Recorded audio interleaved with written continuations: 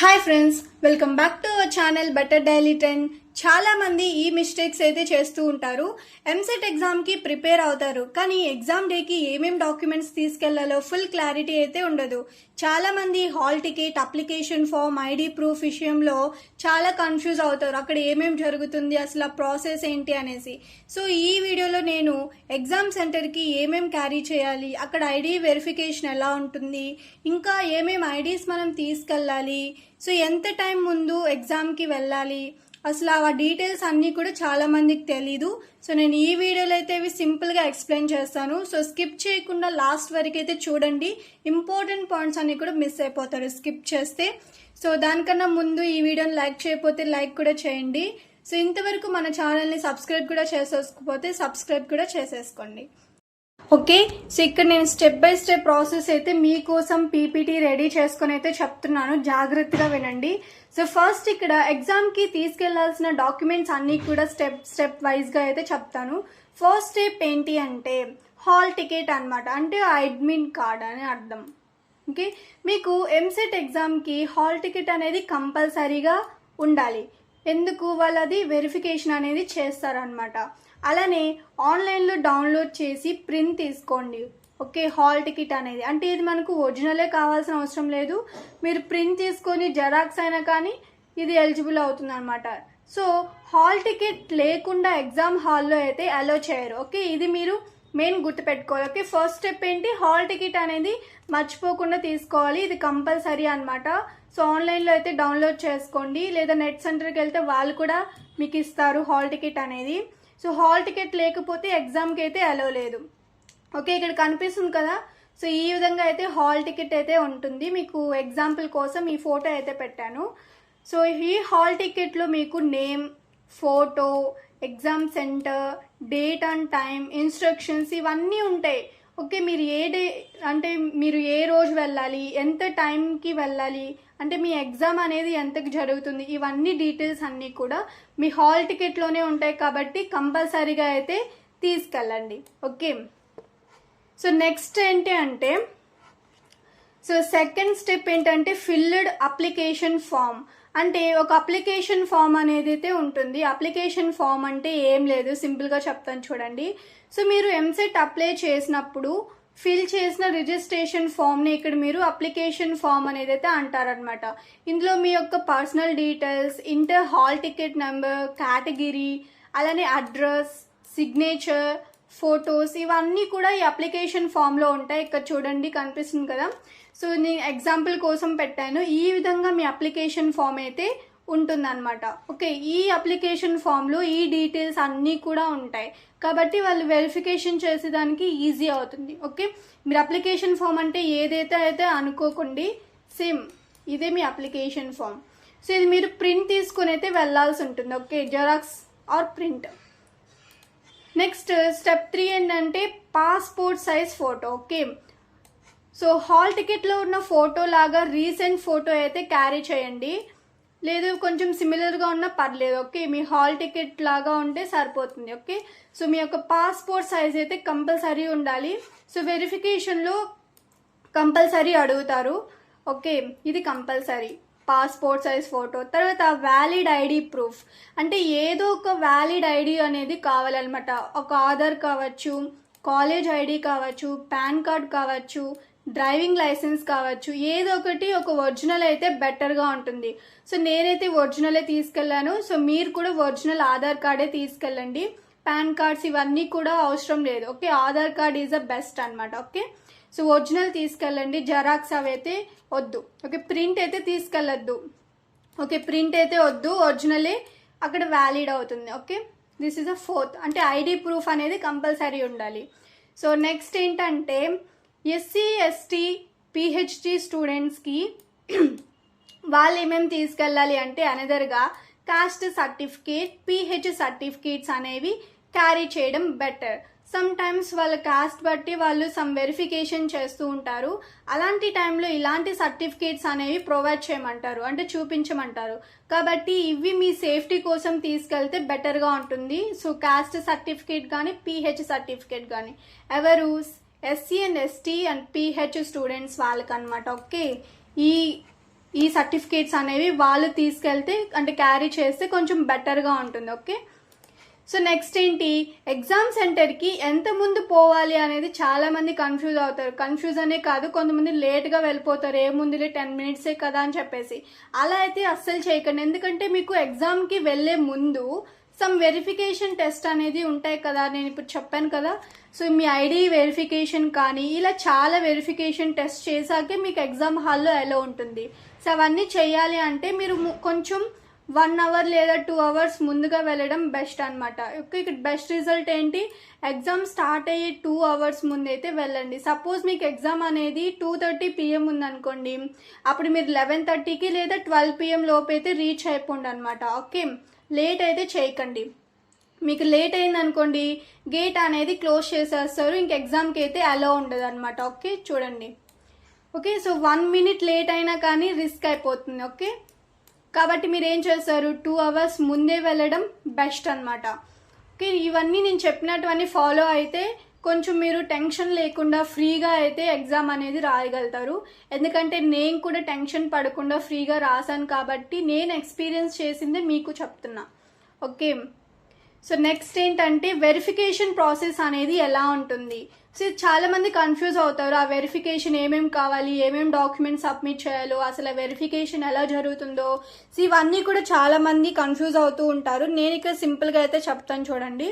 First ఇక్కడ ఏంటంటే gate checking అనమాట. అంటే ఫస్ట్ ఇక్కడ గేట్ చెకింగ్ అనేది అయితే చేస్తారు. అంటే ఫస్ట్ ఏంటి గేట్ చెకింగ్ అంటే హాల్ టికెట్ చెక్ చేస్తారు, అలానే ఐడి ప్రూఫ్ అనేది వెరిఫై చేస్తారు. ఓకే, మీ హాల్ టికెట్ తీసుకెళ్ళాలి, అలానే ఐడి ప్రూఫ్ అనేది మీరు ఆధార్ కార్డ్ అనేది తీసుకెళ్ళండి, బెస్ట్గా ఉంటుంది. ఓకే, సో సెకండ్ ఏంటి, this is the gate checking అంటాం.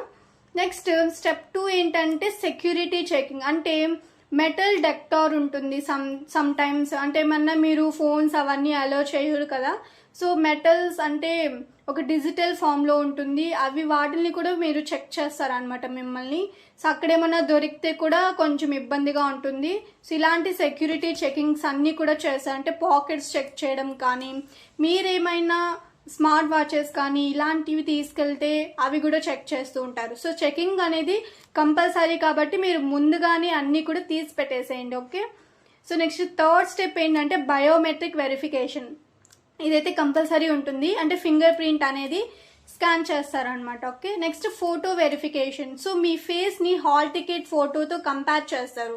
సో 2 మ్యాచ్ అయితే ఓకే, మ్యాచ్ అవ్వలేదా అక్కడ మీకు రిస్క్ అనేది ఫామ్ అవుతుంది అనమాట. ఓకే, సో ఈ వెరిఫికేషన్ అయితే ఉంటుంది. Next seating allotment. అంటే ఈ 4 స్టెప్స్ అయిపోయాక మీకు సీటింగ్ అలౌమెంట్ అనేది ఇచ్చేస్తారనమాట. ఇక్కడ ఏముంటుంది, సిస్టమ్ నెంబర్ ఆ సీట్ అనేది మీకు చూపిస్తారు. అంటే మీకు ఒక నెంబర్ అయితే ఇస్తారు, ఆ నెంబర్ ద్వారా మీరు ఏ సీట్లో కూర్చోవాలనేది అయితే ఇక్కడ చెప్తారనమాట. ఓకే, సీటింగ్ అలౌమెంట్లో అక్కడే మీరు కూర్చోవాల్సి ఉంటుంది. ఓకే, అక్కడ మీరు కూర్చున్నాక మీ యొక్క ఐడి అంటే మీ యొక్క ఫేస్ని కూడా చెక్ చేసి మీకు నెంబర్ అనేది అయితే ప్రొవైడ్ చేయడం అయితే జరుగుతుంది. ఓకే, ఈ యొక్క ప్రాసెస్ని వెరిఫికేషన్ ప్రాసెస్ అంటారు. ఈ 5 స్టెప్స్ అనేవి ఉంటాయన్నమాట వెరిఫికేషన్ ప్రాసెస్లో. ఓకే, నెక్స్ట్ లాస్ట్ వన్ ఏంటంటే సో ఎగ్జామ్ హాల్లో అలో ఐటమ్స్. ఓకే, చాలా మంది చాలా మిస్టేక్స్ చేస్తూ ఉంటారు, ఎగ్జామ్ కదా ఏదేదో తీసుకెళ్ళిపోతూ ఉంటారు అనమాట. సో ఎగ్జామ్ హాల్లోకి ఏమేమి అలో చేస్తారు అనేది అయితే ఇక్కడ క్లియర్గా చెప్తాను చూడండి.